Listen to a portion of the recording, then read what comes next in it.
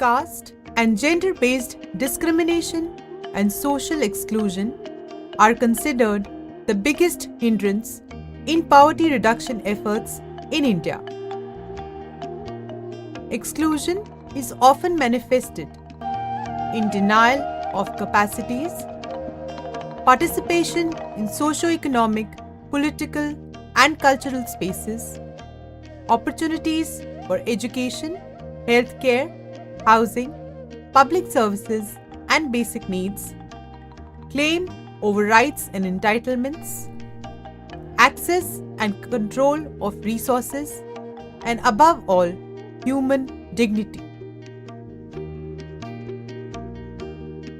Inclusive and accountable development approach can ensure effective public services delivery.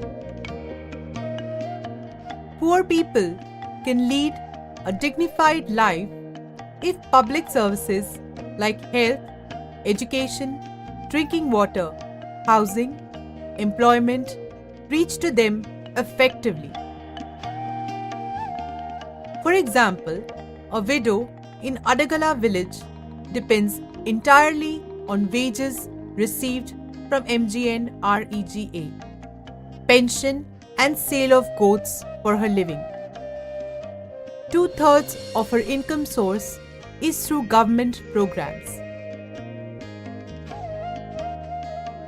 National Rural Health Mission visualizes universal access to health and right to education guarantees primary education to all children.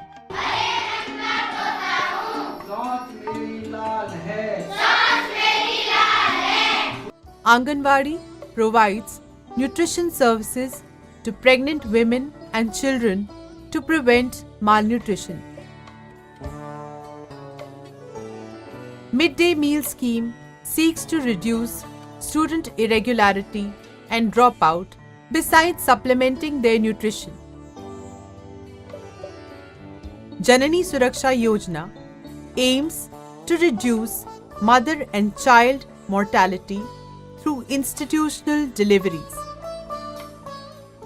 These acts and schemes have the potential for impacting poverty and human development indicators. A lot of public money is spent on them. There are provisions for their planning and monitoring at the community level. However, people are dissatisfied with their present state. The poor are disillusioned by corruption, lack of responsiveness, and lack of access to basic services. They are struggling to make their voices heard.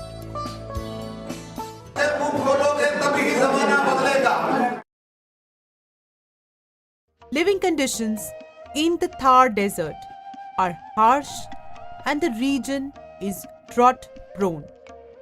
Lack of infrastructure, larger distances, and low population density limit accessibility of services.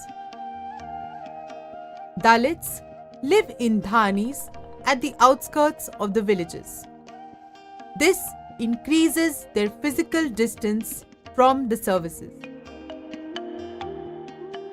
Social and political discrimination worsen the situation.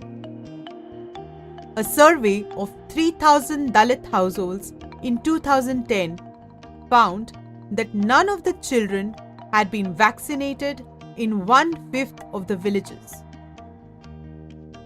Only 1/10 of eligible households received social security benefits. The Anganwadi centers, which are running under one of the oldest public programs named ICDS, have only been able to enroll 8% of the eligible children. Community-based monitoring emerged as a tool in the hands of Dalit community to create an empowered demand. This audiovisual documents the process of community-based monitoring, a social accountability tool piloted in 50 remote villages of the Thar Desert. 2,500 households are tracked for access to basic entitlements.